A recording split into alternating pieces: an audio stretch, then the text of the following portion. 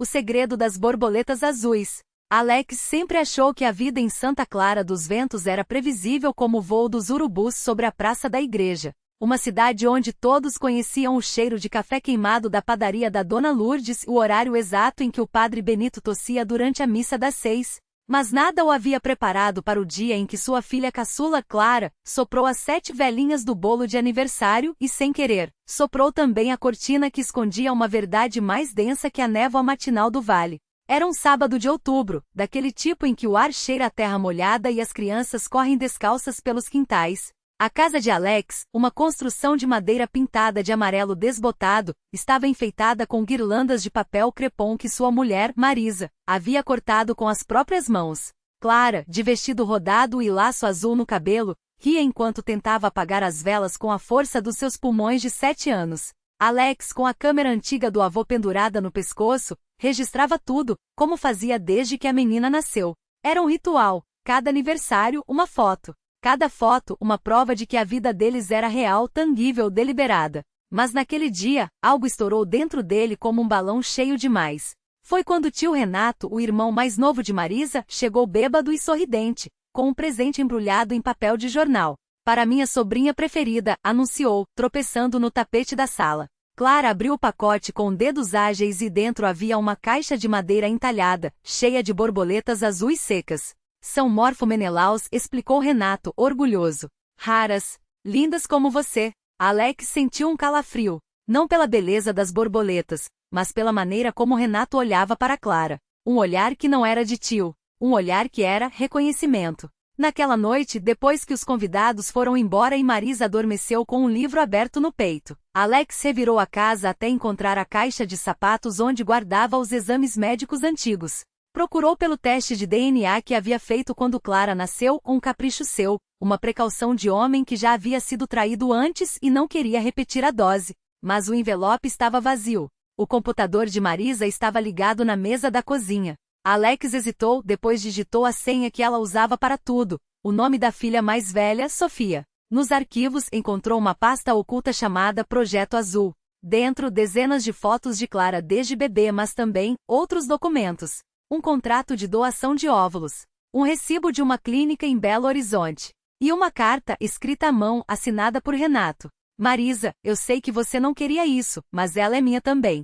Não apenas por sangue, mas por escolha. Cuide bem dela. E por favor, não conte ao Alex. Ele nunca entenderia. Alex sentiu o chão se abrir. Não era apenas a traição, era a arquitetura dela. Marisa e Renato haviam planejado tudo. Clara não era filha dele. Não era filha de Marisa.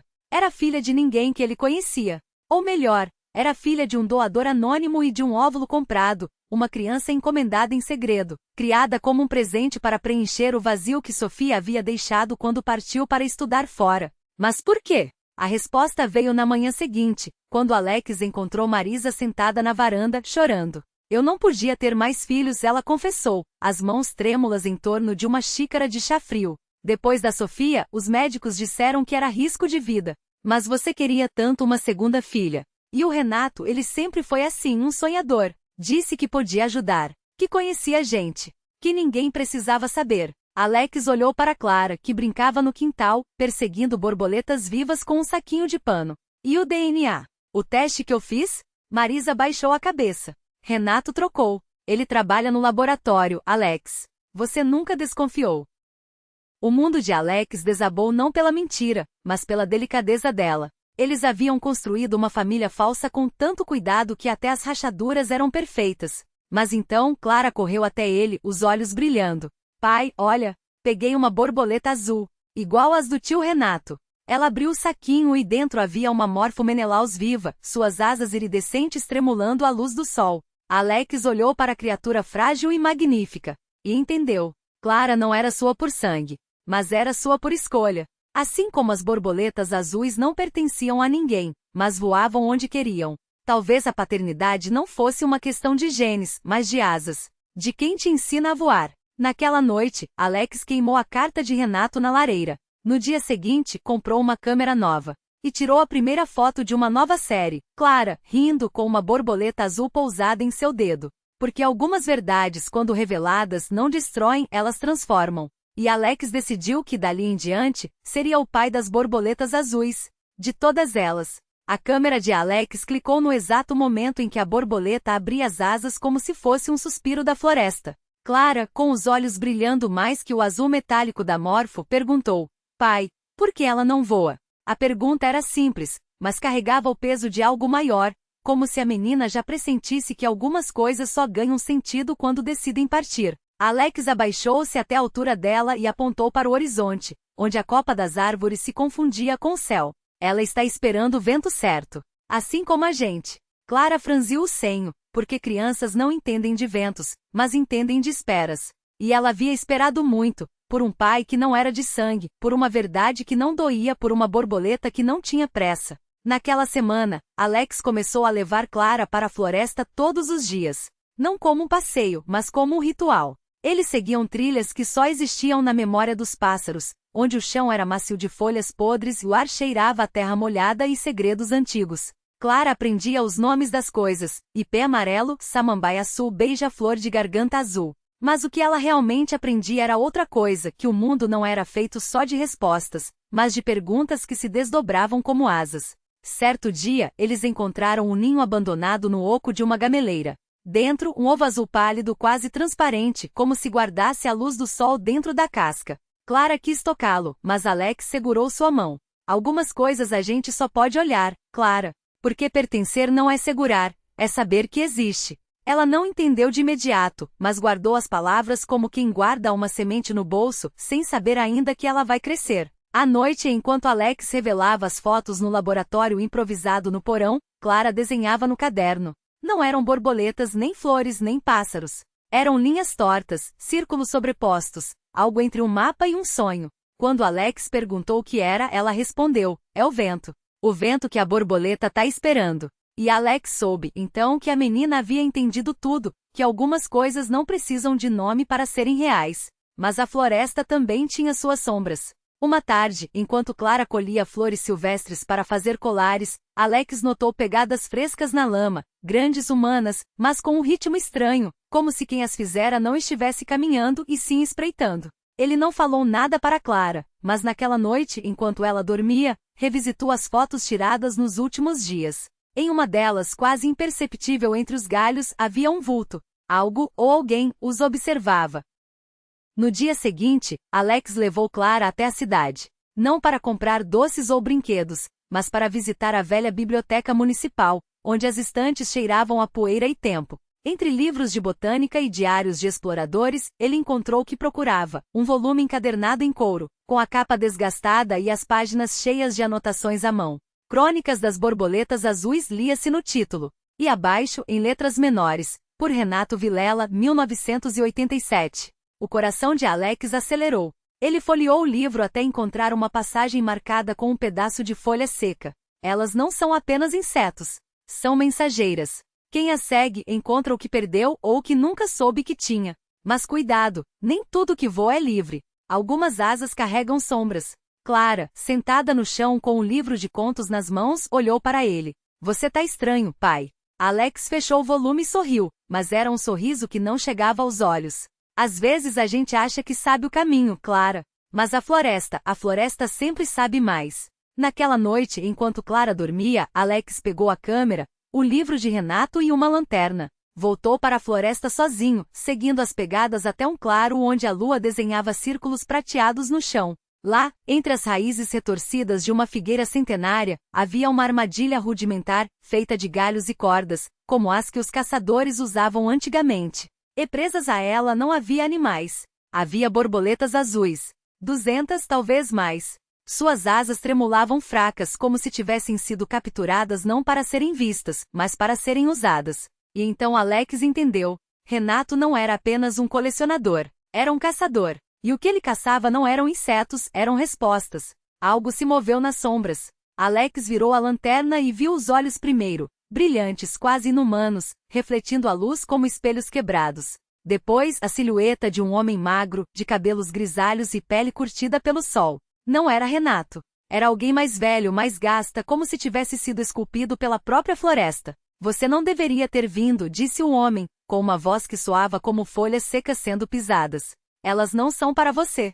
Alex não recuou. E para quem são então? O homem sorriu, e seus dentes eram amarelos como marfim antigo. Para quem sabe ouvir. E então as borboletas começaram a cantar. Não era um som, não exatamente. Era uma vibração como o zumbido de asas batendo em uníssono, uma frequência que fazia os ossos doírem e a mente se abrir como uma flor noturna. Alex sentiu o livro de Renato queimar em suas mãos, como se as palavras dentro dele estivessem vivas. E soube de repente que não era sobre borboletas. Nunca fora. Era sobre Clara. O homem deu um passo à frente, e as sombras se moveram com ele, como se fossem parte de seu corpo. Ela é especial, não é? Assim como as outras. Alex sentiu o chão tremer. Não por medo, por fúria. Não encoste nela. O homem riu, e o som era seco, sem alegria. Você acha que foi escolha sua, Alex? Que foi você quem a encontrou? Ele apontou para as borboletas, cujas asas agora brilhavam com uma luz própria, azul elétrica, como relâmpagos presos em seda. Elas escolhem. Sempre escolhem. E quando escolhem? Ele fez uma pausa e seu olhar se tornou tão afiado quanto uma faca. Elas marcam. Alex olhou para suas próprias mãos. E viu, na pele entre o polegar e o indicador, uma pequena marca azulada, quase imperceptível, como uma tatuagem desbotada. Igual a que Clara tinha no mesmo lugar. O homem sorriu novamente. Agora você entende. E então as borboletas voaram. Não para o céu, para dentro deles. A primeira borboleta entrou por sua boca como um suspiro gelado. Alex sentiu as asas se desdobrarem dentro da garganta, não como algo estranho, mas como uma memória que sempre esteve ali, esperando para ser lembrada. Não doía. Doía era a palavra errada. Era como se seu corpo, de repente, reconhecesse uma parte de si que havia sido esquecida no vento. Clara não gritou. Ela apenas fechou os olhos, e quando os abriu novamente, suas pupilas não eram mais pretas, mas um azul profundo, cortado por veias de luz, como rachaduras num vidro que deixavam vazar o céu. Alex viu o mesmo reflexo em suas próprias mãos quando as levantou. As veias sob a pele agora brilhavam fracamente, como fios de eletricidade azulada correndo por baixo da carne. O homem, se é que ainda podia ser chamado assim, observava com um sorriso que não era de satisfação, mas de algo mais antigo, mais fome. Vocês são os primeiros em décadas, ele disse, e sua voz soava como folhas secas sendo esmagadas sob os pés. As outras não aguentaram a mudança. Quebraram como vidro. Mas vocês dois... Seus olhos, negros como poços sem fundo, piscaram. Vocês já estavam rachados por dentro. Isso facilita. Alex tentou falar, mas sua voz saiu distorcida, como se estivesse falando debaixo d'água. O que nós somos? O homem riu, e dessa vez o som fez as sombras ao redor deles tremerem. Pergunta errada. A pergunta certa é, o que vocês vão se tornar? Ele estendeu a mão, e entre seus dedos surgiu algo que não era um objeto, mas uma ideia, uma esfera de escuridão que girava devagar, cheia de pontos de luz que piscavam como estrelas morrendo. Isso aqui é o que sobrou da última vez que elas tentaram. Um mundo que não deveria existir, mas existe. Um lugar onde as regras são diferentes. Onde coisas como vocês podem nascer. Clara tocou o próprio rosto, e seus dedos deixaram um rastro de luz onde passavam. Nós estamos sonhando?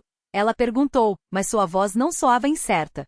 Soava como se ela já soubesse a resposta e só quisesse ouvir alguém mais dizer. Sonhar é uma palavra muito pequena para isso, o homem respondeu. Ele jogou a esfera no ar, e ela se desfez em milhares de pontos luminosos que caíram sobre eles como chuva invertida. Vocês são as pontes. Ou as fraturas. Depende de como olham. Alex sentiu algo se mexer dentro do peito, não como um coração, mas como uma segunda pulsação. Lenta, profunda, como o bater de asas de algo imenso adormecido. Quando olhou para Clara, viu que ela também sentia. Seus lábios se moveram sem som, e ele entendeu sem precisar ouvir. Nós não somos mais só nós. O homem recuou, e pela primeira vez, havia algo como respeito em seus olhos. Ou medo. Elas escolhem os que podem carregar o peso, ele murmurou. Mas ninguém nunca perguntou se vocês querem carregar. E então o chão se abriu. Não como um buraco, não como um abismo. Como um olho.